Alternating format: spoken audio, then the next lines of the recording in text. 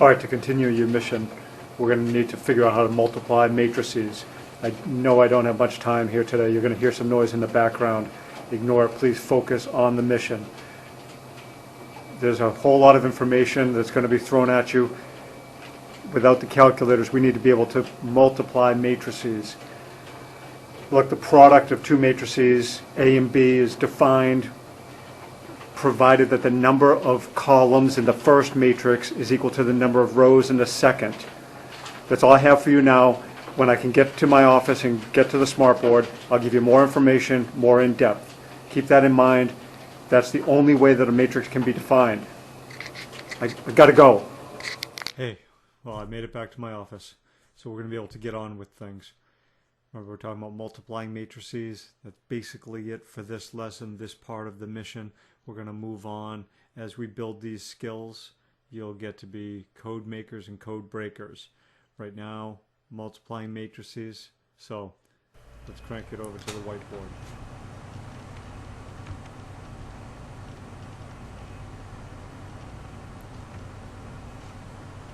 So if you're multiplying matrices A times B, you get AB. Remember that the columns of the first have to equal the rows of the second. So in this case, a 4 by 3 times a 3 by 5 will yield a 4 by 5.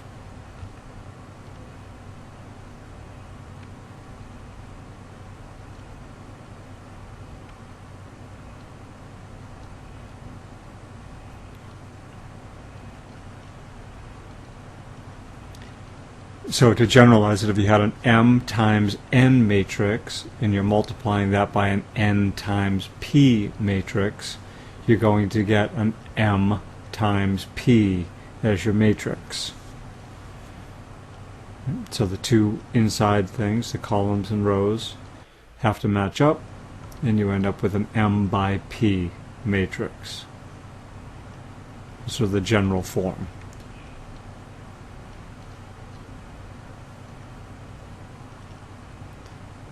Find AB if A is a 3 by 2 with those entries and B is a 2 by 2. It seems a little weird because it doesn't seem like you can multiply these, but again, you have the columns of the first equal to the rows of the second.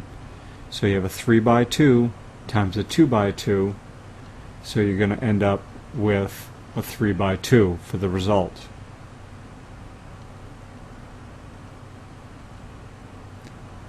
So the way that you do this, feel free to pause this and read through the words, but basically you're going entry by entry.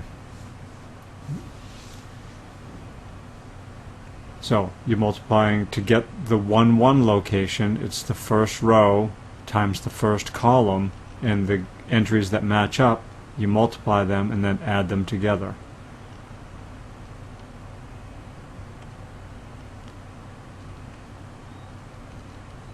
So now when you're doing the 2, 1, you're going to do line those up, and then the third row times the first column, then third row times the second column. So they all match up that same way. And then you just do the math, multiply them, add them, boom. And multiplication is not, in general, commutative. A times B is not usually the same as B times A. So keep that in mind. And these are some basic properties of matrix multiplication. You can find this stuff in your book or anywhere else. Associative property works. Left distributive, right distributive are a little bit different. I hope that made sense for you. I hope it sheds a little bit of light on multiplying matrices. I know that you're up to the challenge. Remember, use your resources. You have each other. You have books. You have the internet. You have me at belmont.edmodo.com. Go to mrworm.org. All the links for everything that you'll need are there. I'm going to have to go there soon. All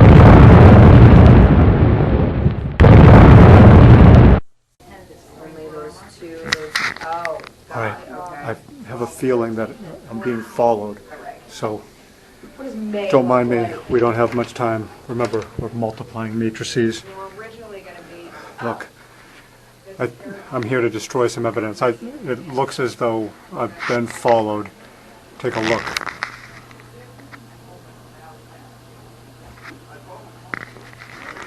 I have to hop on this computer, see if I can get rid of the evidence. Remember, when you're multiplying matrices, the columns in the first matrix have to equal the number of rows in the second. It's the only way that multiplication can be defined. Okay, I think I'm in. Alright, I gotta go for now. Check on Edmodo, get your assignment. I know you can do it. You must carry out the mission.